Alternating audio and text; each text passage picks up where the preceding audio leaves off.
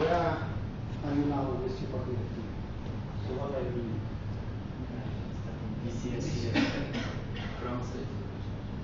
But this periodic Hamiltonian and the Newton-Coulomb interaction we already discussed, right? So pairing mechanism and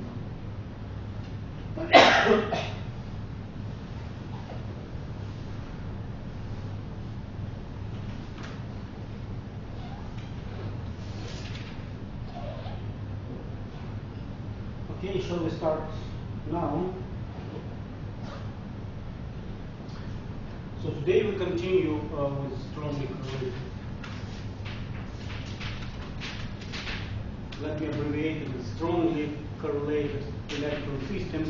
This is a standard abbreviation for used in the literature, which stands, as I said, for strongly correlated electron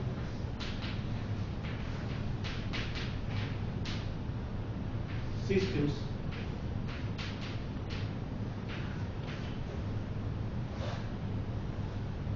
And today we discuss Hubbard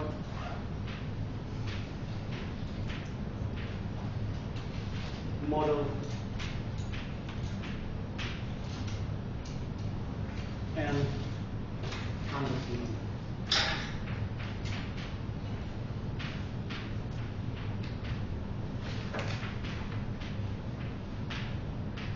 Step by step. So if time permits, I start some discussion of high temperature superconductivity. Today, just explaining you a few ideas of how superconductivity can be without phonons, and it seems to be the most prominent mechanism of high temperature superconductivity. But as I said, it's one of unresolved problems of conventional physics. The superconductivity in ceramics was discovered 25 years ago.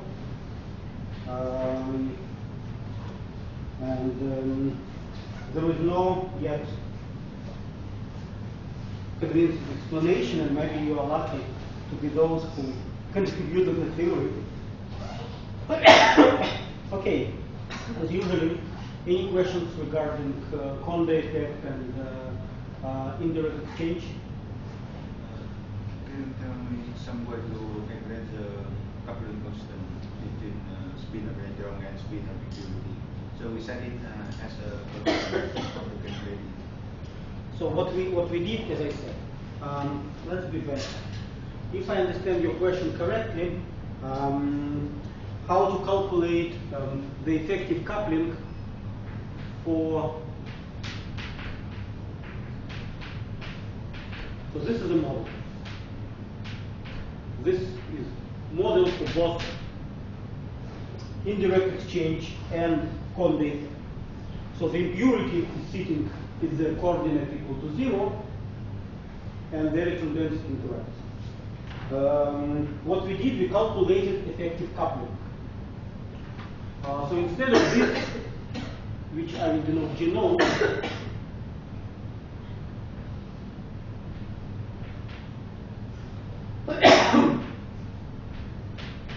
we calculate effects of renormalization of G naught or corrections to energy, or as you wish to call it, by the process of multiple scales. So the first process told us that GF is G naught, and here it's 1 minus G over G naught over N density of states at the thermal level, and here logarithm mu over temperature, plus and so on and so forth. So this is what we have done, considering in principle one can continue some process in next order perturbation theory. This is so-called leading log process.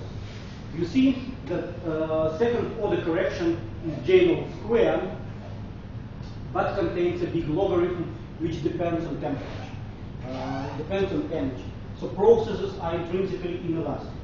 So if we keep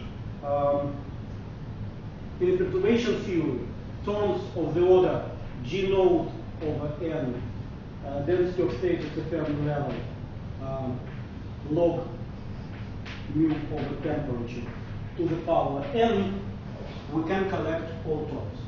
In principle, when you start your perturbation theory, you will have other terms like G naught over n, density of state at the Fermi energy, to the power m log to the power k mu over temperature, where k is smaller or equal n. Therefore, summation of this perturbation theory means that you take into account only those processes which contain k equal to m, and this is what is called leading log approximation,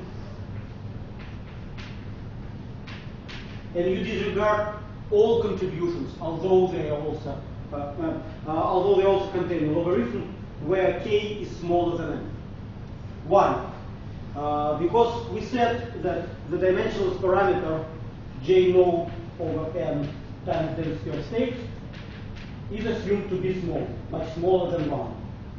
But logarithm give us something which grows, therefore the processes of that sort might lead to effective contribution which has to be smaller than 1, but not much smaller than 1. All the processes where power k is not maximum will be smaller than those processes which are taken into account, and therefore, for example, if m, as I said, is equal to k, this is leading log. If k is equal to m minus 1, it is so-called subleading, and in principle, doing the summation, one can try to take into account both leading and subleading. In principle, the summation can be done in terms of renormalization group scheme, and if you're familiar with this, and I think Professor Silva taught you a little bit of renormalization group technique, right?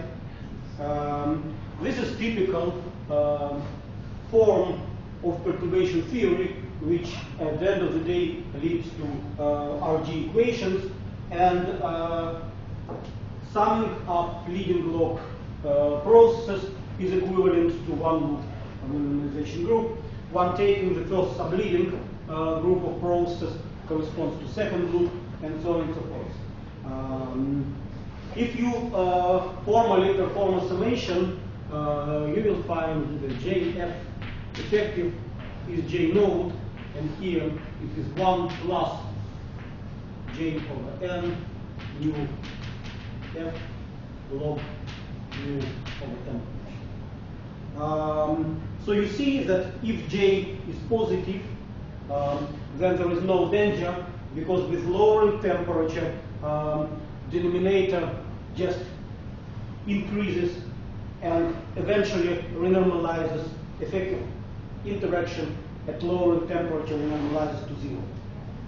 And this is what is known as asymptotic freedom. I told you that Conde effect provides a lot of interesting examples, actually known in other fields of theoretical physics, have very deep connection with the high energy physics, where the same kind of renormalizability can occur if you consider quantum chromodynamics, for example, or quantum electrodynamics, first of all.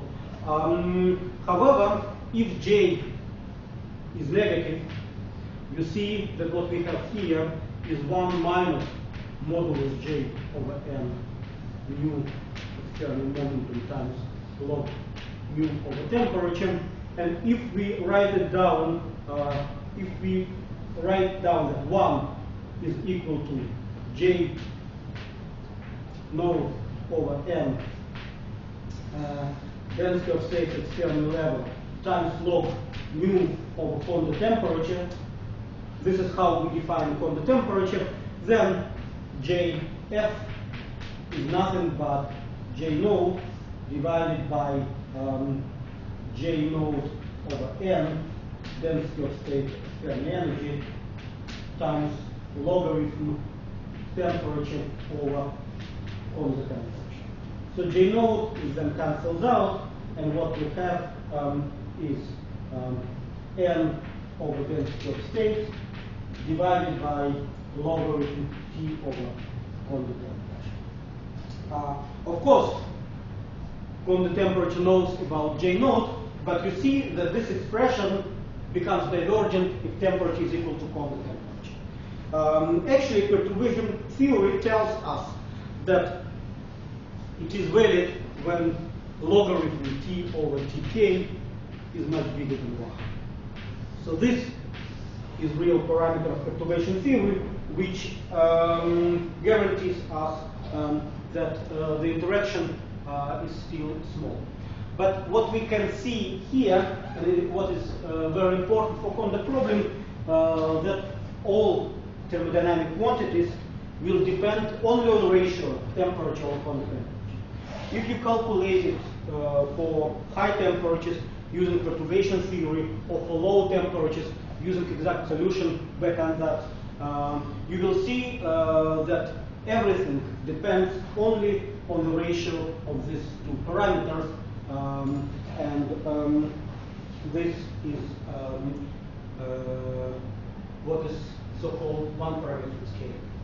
So the problem, the solution is given through one-parametrically scale function, and this again one can see it due to renormalizability of model, or integrability of model, or conformal invariance of model. This is all the same. So today we come back how this to the Kondo problem again, because discussing Anderson model, I will show you how the Kondo model can be derived for more generic model. And you see that this example, which from the first glance seems to be kind of exception, or some remote problem of electron interacting with spin impurity, is actually a generic problem for many effects, many interesting effects of strongly correlated systems. So this is how effective constant is renormalized, and I hope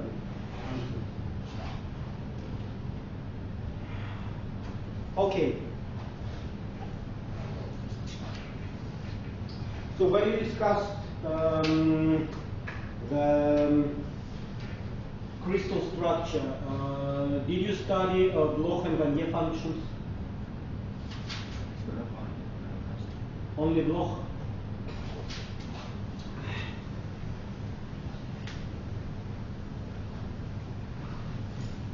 But you discussed type binding. Yes. But how did you discuss type binding without Wannier functions?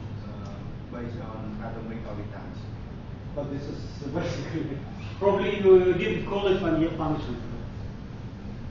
Anyway, if you understand that the functions can be either extended or localized, and then it's okay. Okay. In all our previous studies, we used to have interaction as perturbation. Namely, when we studied Bose-gas, we said it is weakly interacting Bose-gas, so we take it with reverse approximation as free gas or free particles, and take into account interaction by perturbation. However, this approximation is not always,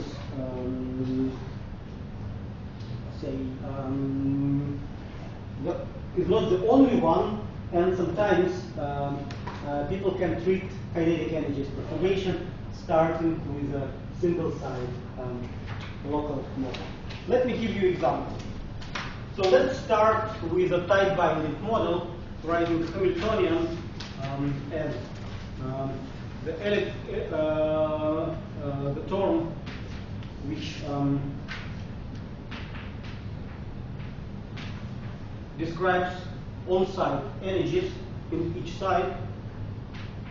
Now index n means site Rn in the lattice site. Sigma corresponds to spin projection, plus minus T sum over n g a n plus g sigma a n sigma. So this is a hopping term.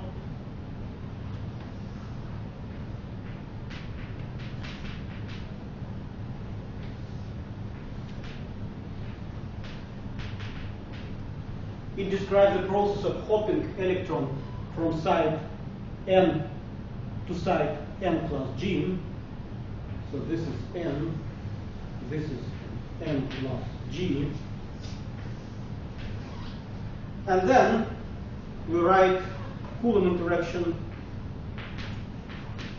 sum over n sigma n sigma n minus.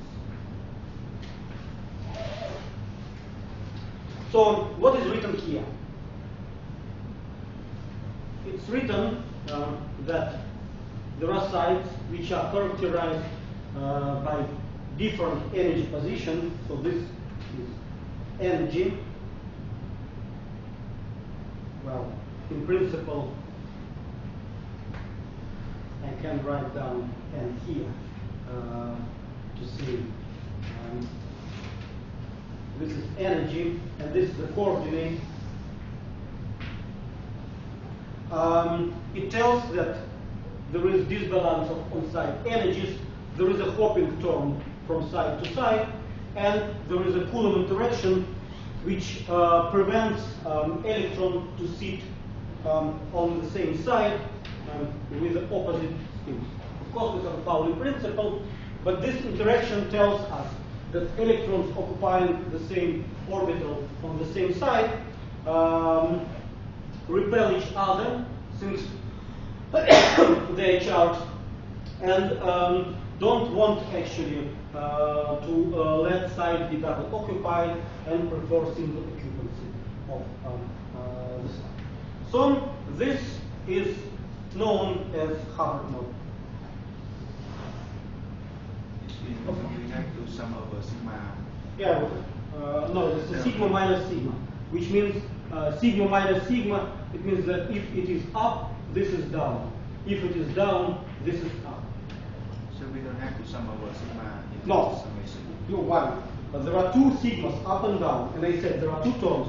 When sigma is up, sigma, this term is down, and other way around. We have to take it. This symbolic notation means that there are two terms, which are the same, of course, but it just tells us that there is an energy penalty which we are paying for double occupancy for the site. So what we did before, we saw that this energy is a penalty band is much smaller compared to kinetic energy. So if we write down the tight binding model, then this term will be transferred in a momentum space P sigma A P sigma A P sigma, and here it's epsilon P, and epsilon P will be given by corresponding cosines which depend on the crystalline structure of your lines. For example, for simple cubic square lattice with the two nearest neighbors hopping, it's not interaction but hopping, it's 2t cosine exa plus cosine e1a. If you take into account hopping on next to nearest neighbors, there will be minus, depending, I think 40 prime cosine exa cosine e1. So it will be cross product, and so on and so forth. Depending on how many hoppings, how far your electron can hop in the lattice, you will get tight binding approximation. Square lattice. Hmm? Square lattice. This is square lattice 2 dimensions. If you put chemical potential somewhere, and the chemical potential actually defines, is connected with the total density of the particles in the system. So if you fix density, which is n over d, you then have n over d is sum over p and p, where np is 1 over epsilon p minus mu over temperature plus 1. So if this number is fixed, this equation defines you the position of chemical potential. I hope you all discussed it in the course of solid state physics. Did you?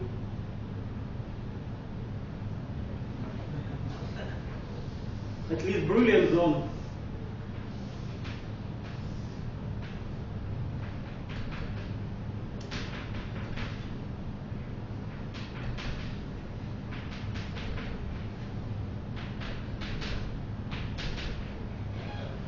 So I'm plotting the Brilliant zone for square lattice, and if your chemical potential is small, you start to fill the band, and for small case, your Fermi surface is near a circle. If you increase the doping, Fermi surface becomes, well, of course it should be symmetric.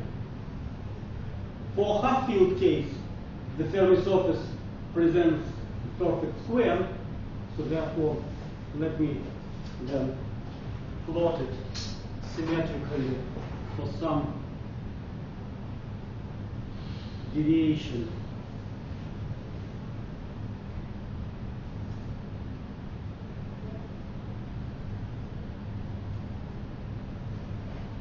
So this is how you fill your band, and if you fill it further, your Fermi surface consists of arcs.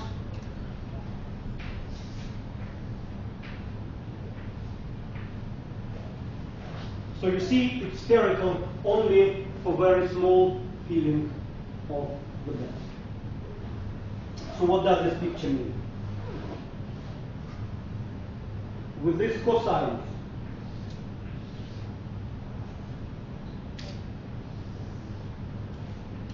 again, I'm plotting it as one-dimensional example, but of course you need to understand that your dispersion depends on three momentums.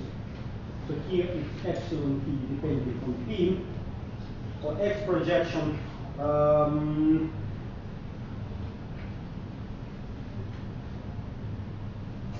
Let me plot it with minus. I feel myself better, although of course one can shift it by vector.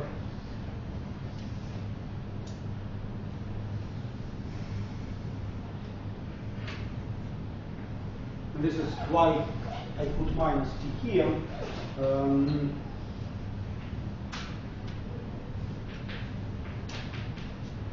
So this is a band. The bandwidth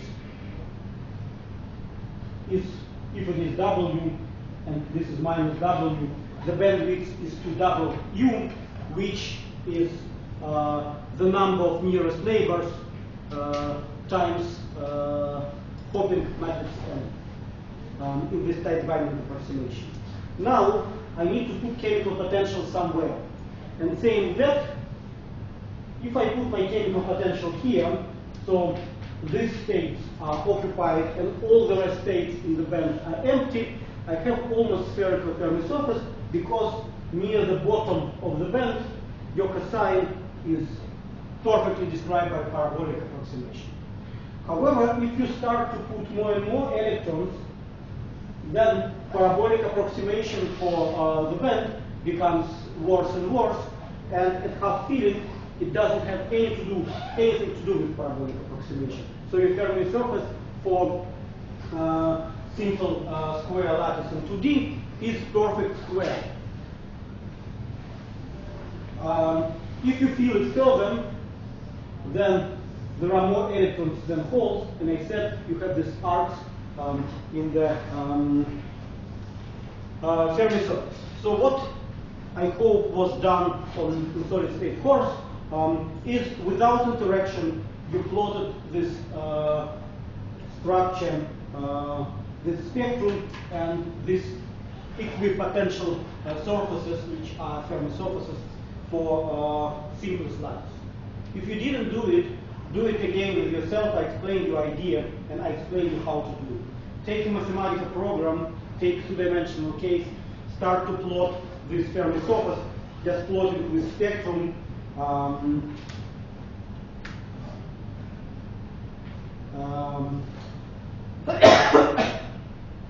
and putting different values of chemical potential and writing these surfaces, which are defined by equation epsilon p is equal to mu.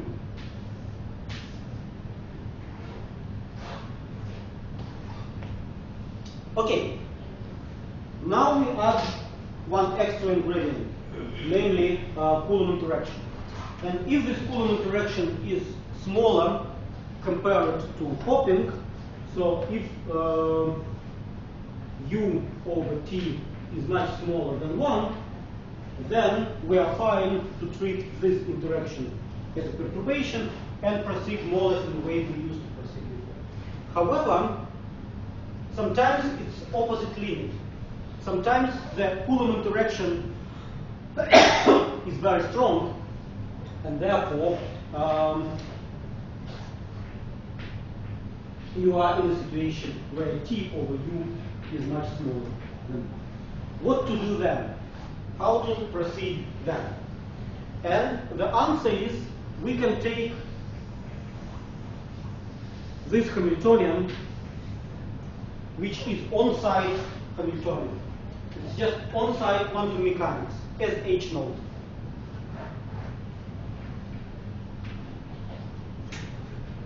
It describes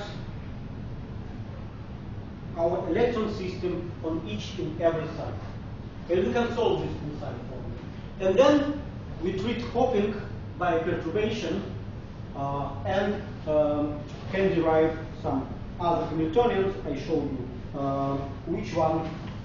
And this is how the limit of strong interaction is. So as I said, logic is completely inverted. Namely, the zero approximation Hamiltonian includes effects of potential energy, while kinetic energy is treated as perturbation. Why it is so, and why it can lead to some counterintuitive result? Well, let me give you one particular example. Suppose we have a band of electrons. So this is a band. I'm just plotting something. This is energy, and this is W and minus W. And if I put chemical potential somewhere here, start to fill the band, I have more and more carriers. Carriers can freely propagate through the crystal. Therefore, more carriers I put into the band, better metal it is. So this is basically metal. And what you should know from band structure, if I plot previous band, so this is valence band,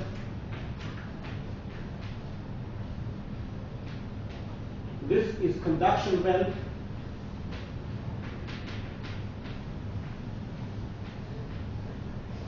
there is a gap between them.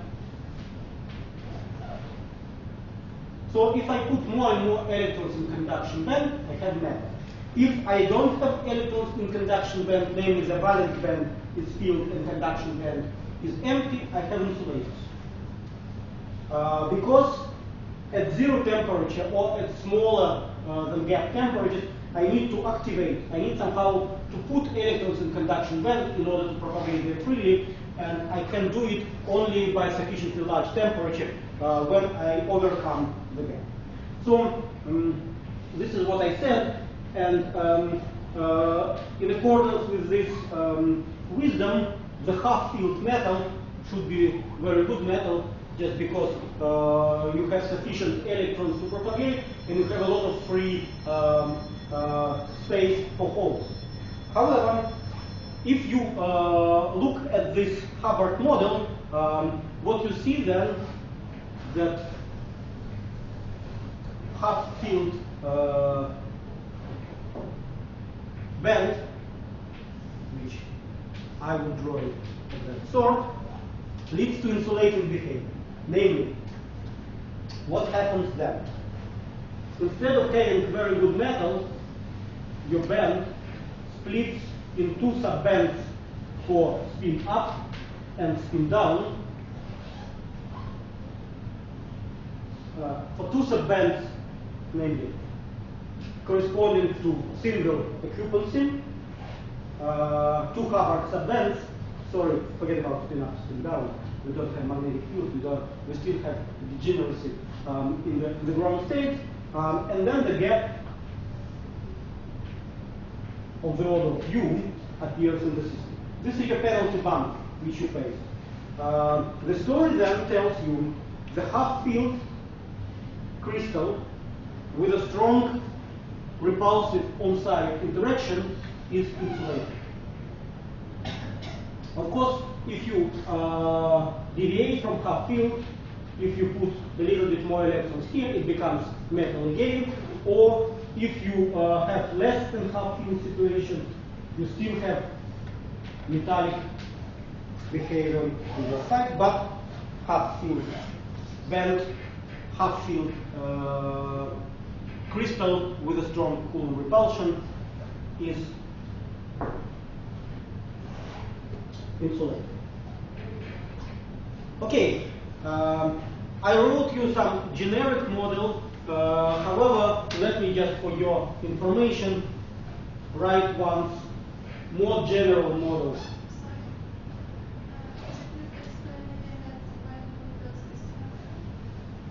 As I said, just because strong Coulomb repulsion of electrons on the same side, we have a splitting of the band. I mean, in order to put second electron here, we need to suppose we have this band and we now put more and more electrons in the system. If the number of electrons is still less than the number of lattice sites, you have a free site to put one electron everywhere. At the very beginning, you have very few electrons and very many sites, and you can easily solve the problem. But at some point, you come to the situation when the number of electrons you put into the system is equal to number of sites. What happens then? In order to put every next electron to the system, you need to make some site double occupied. Which is bad? You pay Coulomb energy for that. Which means that there is a gap in the system. You cannot easily put one extra electron into it. You need to overcome the gap. Then, of course, when you put more and more electrons, you have more and more sites double occupied. But the situation at half-filling, namely when the number of electrons is equal to number of sites, is somehow special.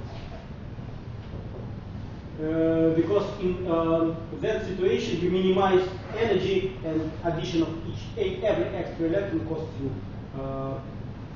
the Coulomb energy penalty. So this is why half-filled crystal with a strong on-site Coulomb interaction is insulated, which is quite surprising from the point of view of normal logics, so to say, when we used to take interaction by as a perturbation. And it is insulator because suppose you have a half-filled situation. As I said, you fill in all levels inside, and then the question is, can you cope in this situation? What will do the perturbation? If all sides are singly occupied of that sort, then every hopping, and hopping provides us possibility to conduct, is impossible. Because by hopping, you gain energy T, but you lose, when you put second electron here, but you lose energy U. And if U is much larger than T, you have a negative balance. This is why the system cannot conduct at zero temperature in the limit of hopping much smaller than U. The chemical potential is negative. Sorry? Chemical potential is negative. Or if U is negative? No, epsilon. Well, epsilon is the on-site energy. What happens if you have some disbalance of energy, then it's another story. It's a story about localization, and I don't want to touch it upon. For the moment, let me be back to the story of equal on-site energy. This is just position of your origin in energy space. We will come back to this question later. What happens if the on-site energy is distributed itself in content? Can you tell there is an example, a real example of materials that has strong? Actually, all materials of, say, strongly correlated materials like strongly correlated superconductors belong to that kind of behavior. But actually, any system which includes transition metals, like transition metals oxide, transition metals, other chemical compounds, salts are of that sort. Because transition metals actually contain d orbitals, which belong, which contribute to conduction band, and f orbitals, which are responsible for behavior of local moments, and depending on the filling factor, I said. It's basically always the situation of that sort. Of course, materials like Bishgard salts, the organic materials, which are quasi one-dimensional, are also of that sort. You have organic molecules where you have radicals, and electron can hop from radical to radical. This is also hopping mechanism of conductivity, but there are many examples. I would say the standard Fermi liquid, conventional Fermi liquid, is good for description of alkali metals like lithium, cesium, and also kalium, potassium, sodium, and that's it. Aluminum probably. But metals like iron, nickel, cobalt, this is why I didn't want to refer to magnetism of this metal as localized magnetism, are quite complicated. They contain both ingredients associated with itinerant behavior and localized behavior. You see, basically all real materials deviate from spherical Fermi surface. One day I show you pictures of Fermi surfaces, and well, only lithium and sodium Fermi surfaces are close to spherical, but if you look at real Fermi surfaces of chromium or nickel or cobalt, they are very, very far away from being spherical.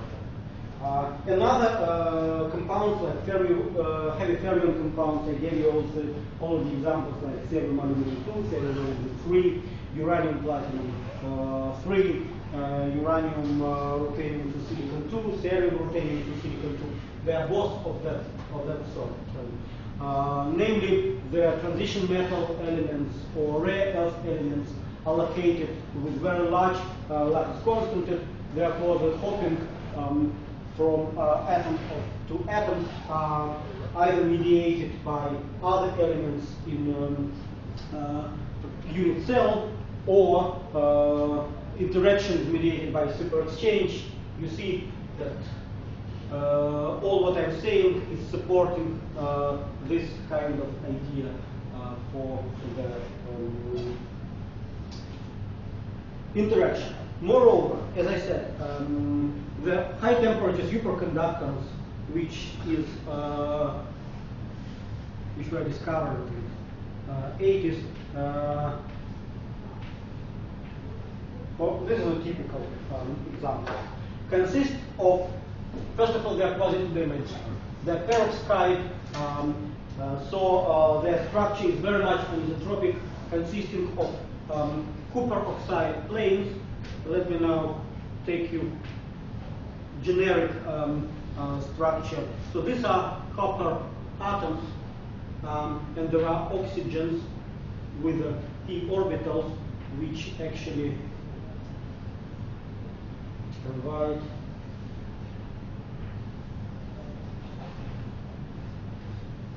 this is so-called copper ore plane, copper and oxygen, and you can see that there is no direct hopping from copper to copper. The hopping occurs through the oxygen. This system are not stoichiometric. They can be docked by oxygen, or some oxygen can be removed from the system, and then the deviation from half filling occurs. Because without doping, these systems actually represent the insulator, and only small deviation from insulator phase make this system superconducting with high temperatures. This is a puzzling effect. And since I want to spend some time for description of theories of high temperature superconductivity which exist in the market, today I need to explain the ingredients associated with a strong Coulomb interaction.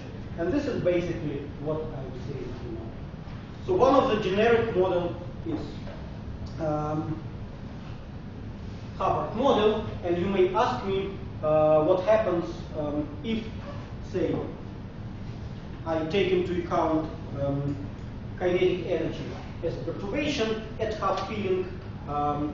If I calculate the second order correction to the insulating state, what I get, and the answer is quite non-trivial. The second order perturbation correction leads to effective Hamiltonian, which is minus 4t squared over u.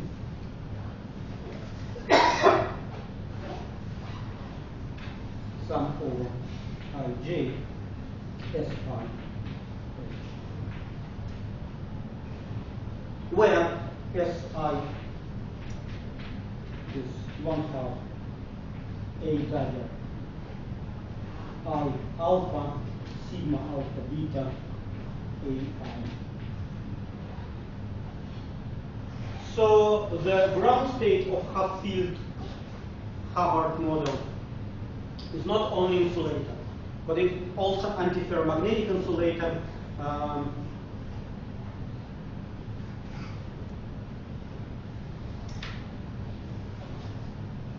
It's without minus.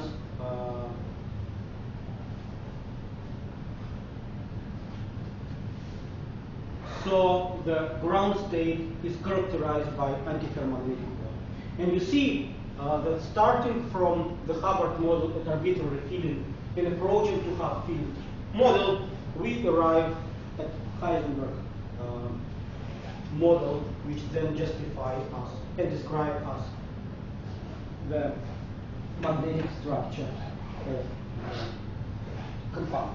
Again, if we are speak about family of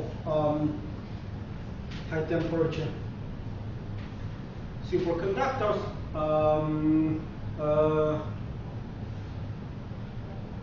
there are numbers.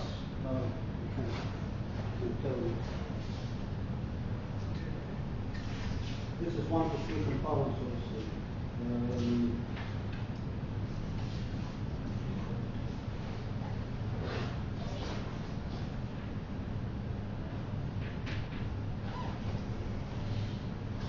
This yttrium-gallium copper oxide, again, the generic property which exists in this system and that system, and this was the first system with a temperature higher than helium temperature, and this was the second system which already had a temperature of superconducting transition in the range of liquid nitrogen. The generic property is existence of these copper oxide planes, and if we discuss the phase diagram of this system,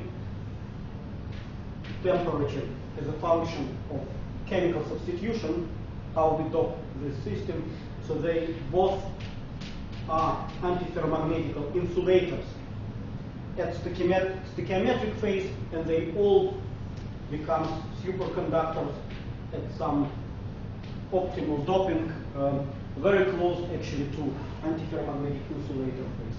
This is why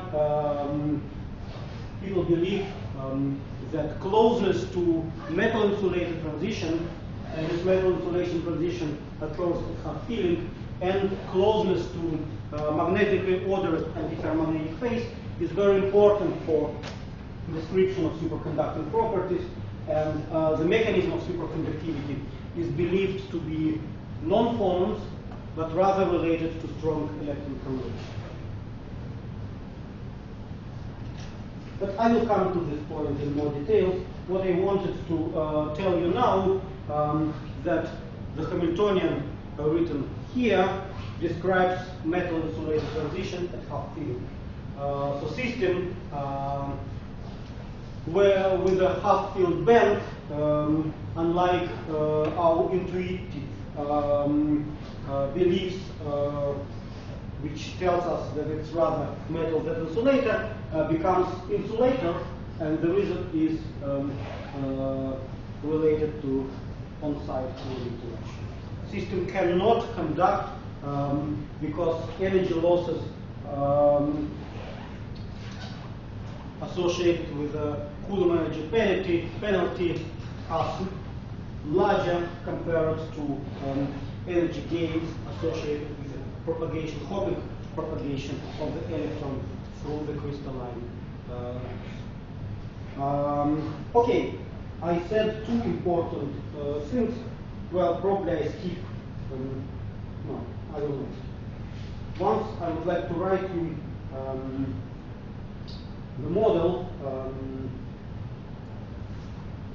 which would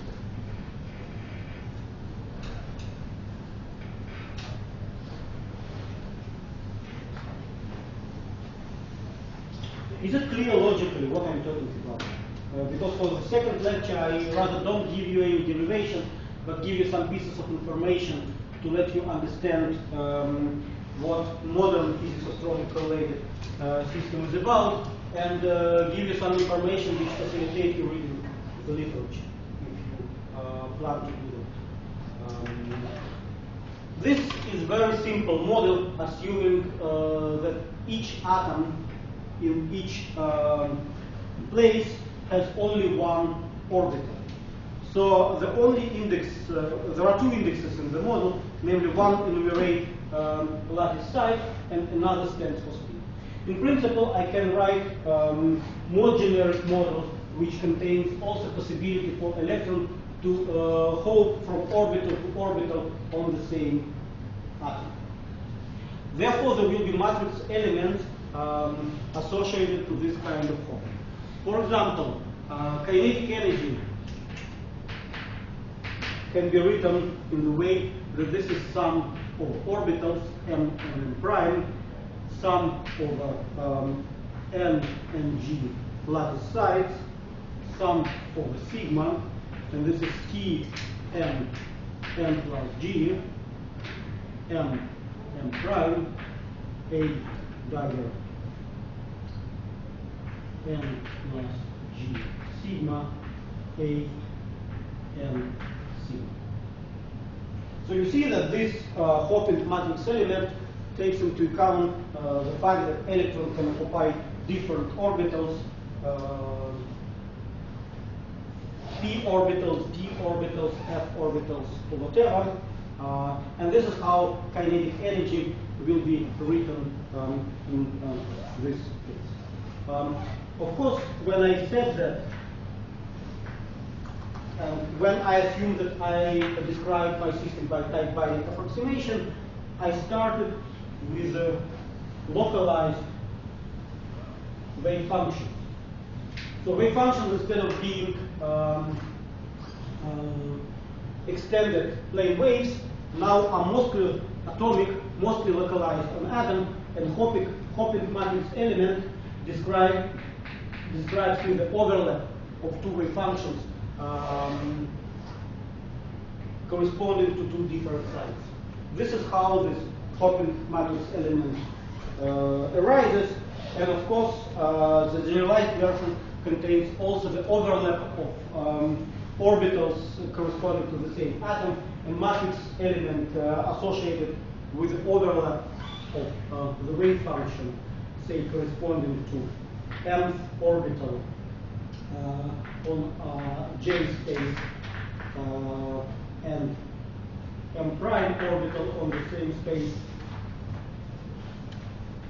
over dx will then take into account the possibility to hop from one orbital to another one. The same with this interaction. I can write down generic matrix element of Coulomb interaction, which then will have indices m, n prime, n, n prime, n prime, associated with orbitals. I put all orbital index on the top, and site index j, l, l prime, j prime below. So this is in the same spirit, is integral over dr prime. Here it is psi m r minus rg, psi m rg minus r, l e squared over r minus r prime times psi m prime l prime minus l prime and psi m l minus. So if all this matrix element exists, for simplicity I assume that the wave function is real. Its atomic wave function, solution of corresponding atomic Schrödinger equation on every side, then we can have the following interactions. So kinetic energy is already written, so let me write down potential energy H pot is equal to, so you have sum over J, sum over M prime, sum over sigma, M J M sigma, N J M prime minus sigma. So this is analogous of this interaction, which now exists on the same side J, but the electron density is written on two different orbitals and characterized by two different spin projections. So this is a Coulomb on-site interaction. Then there is 1/2 u minus j. I introduce exchange, sum over j, sum over m prime not equal to m, m j m sigma, and j m prime sigma. So this is a density-density standard interaction on site, and since I define exchange energy, I have also to write minus 1/2 j exchange, sum over j, sum over m prime not equal to m, sum over sigma, and here I have a dagger J n sigma, A J n minus sigma, A dagger J n prime minus sigma, A J n prime sigma. So this term describes me exchange correlation between sigma and minus. But basically what I did, I introduced this matrix element subtracting here and there, but in principle I can group terms in the same spirit as it is done for Hubbard model. So you see that all these terms represent a summation on the side, so they are all on side, but take into account different processes associated with different orbitals. So if I look at this exchange term and write down the Hamiltonian coming to Fourier space,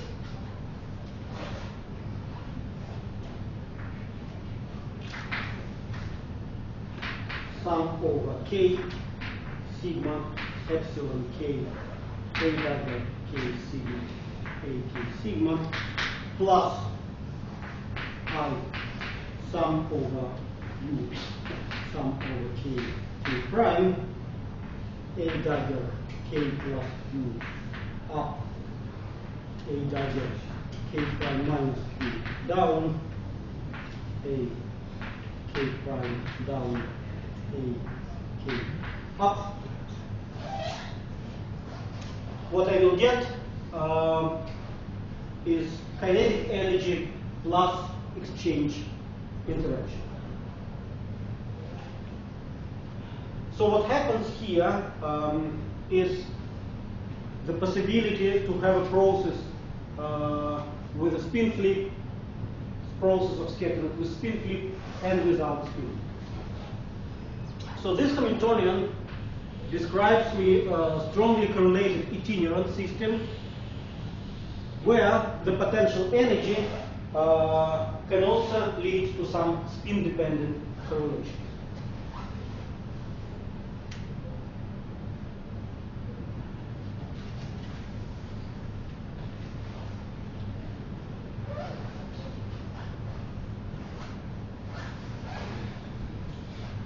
I'm still discussing Hubbard model, but at this very moment I would like to concentrate, I would like to focus my discussion on the exchange interaction.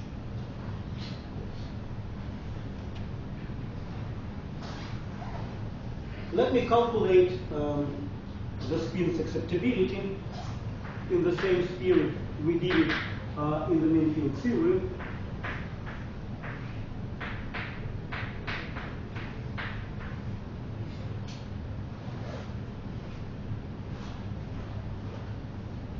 This is the answer which I derived for Heisenberg ferromagnet. However, I know would not be the constant divided by temperature as it is for localized moment, but rather the function which we discussed, chinomic independent u, sum over e and e.